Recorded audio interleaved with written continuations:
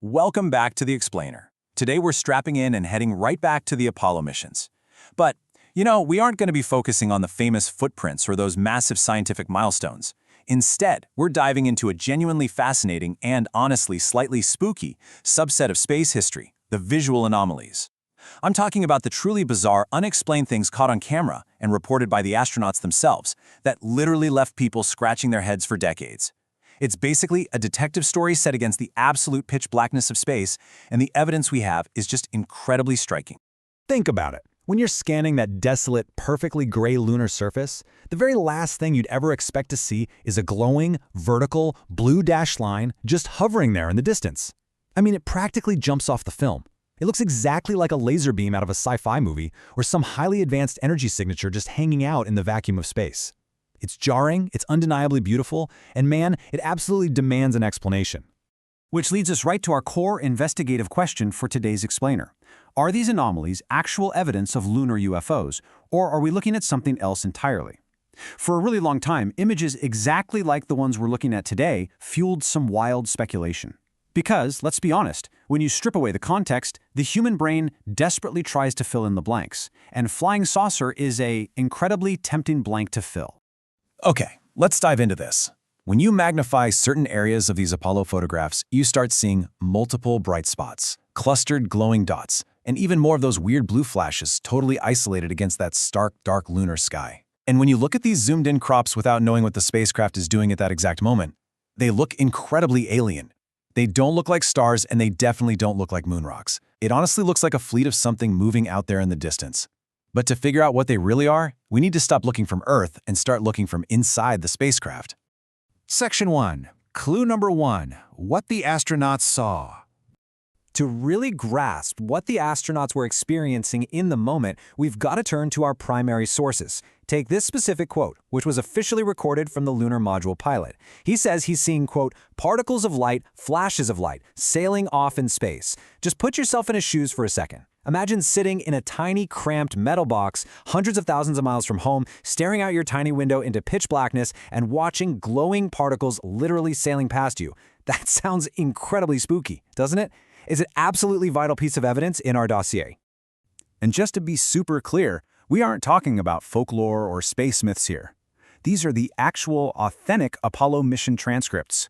We are looking at the historical, typed documents where these specific, in-the-moment communications between the spacecraft and Houston were officially logged.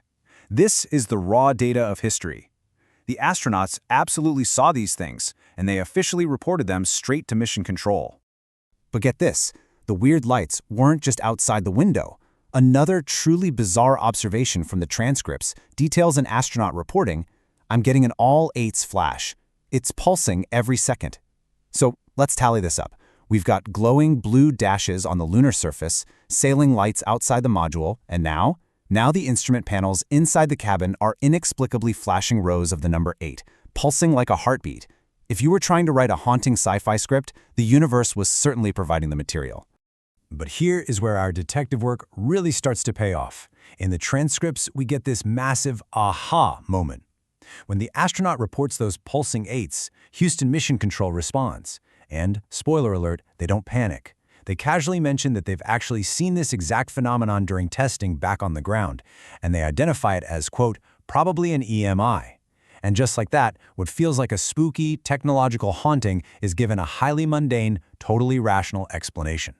So let's quickly define that so we're all on the same page. EMI stands for electromagnetic interference. It's basically just a disruption in an electrical circuit caused by an external source. You really have to remember, these spacecraft were absolute marvels of 1960s engineering. They were packed incredibly tight with miles of wiring, radios, radar, and power systems.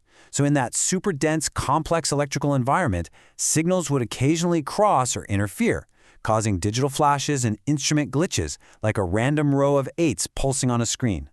Absolutely no ghosts in the machine here, just physics doing its thing. Section 2. Solving the lunar puzzle.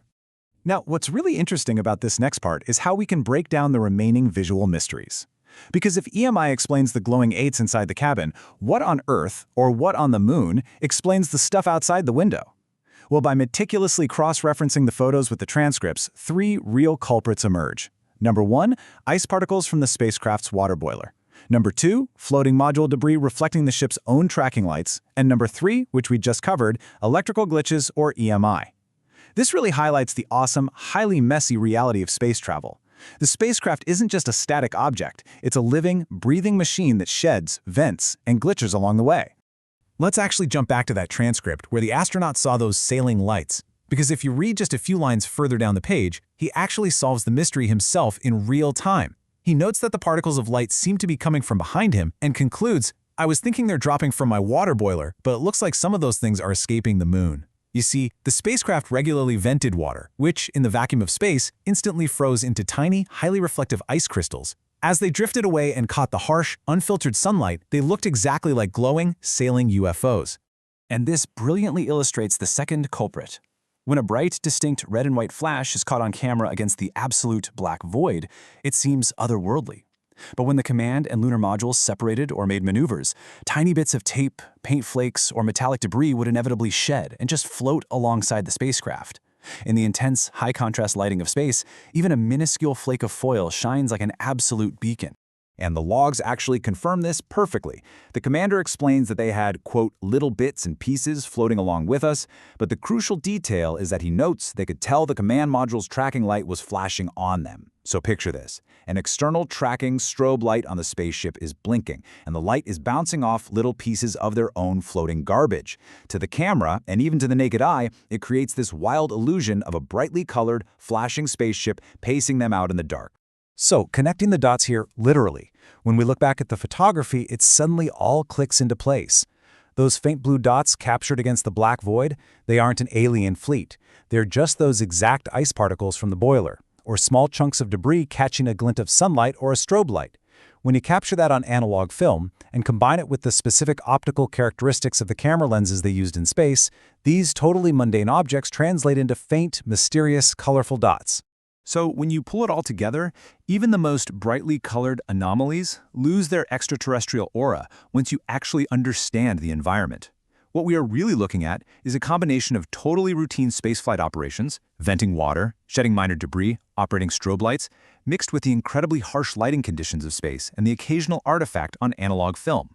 It turns out human engineering is more than capable of creating its own sci-fi light shows. Section 3. The reality of spaceflight. Which brings us to the ultimate takeaway from today's explainer. The true, lived reality of spaceflight, managing ice vents, dealing with electrical glitches, and literally flying alongside your own reflective debris is a rugged, deeply mechanical endeavor. It's not always clean and cinematic, and it leaves us with something incredibly important to consider. When we are confronted with the unknown, especially in an environment as profoundly alien as space, our minds rush to the most spectacular conclusions. But having all this data reminds us to pause and ask a vital question. When we look out into the dark, do we see what is actually there, or do we simply see what we want to believe? Thanks for diving into this with me today, and I'll catch you on the next explainer.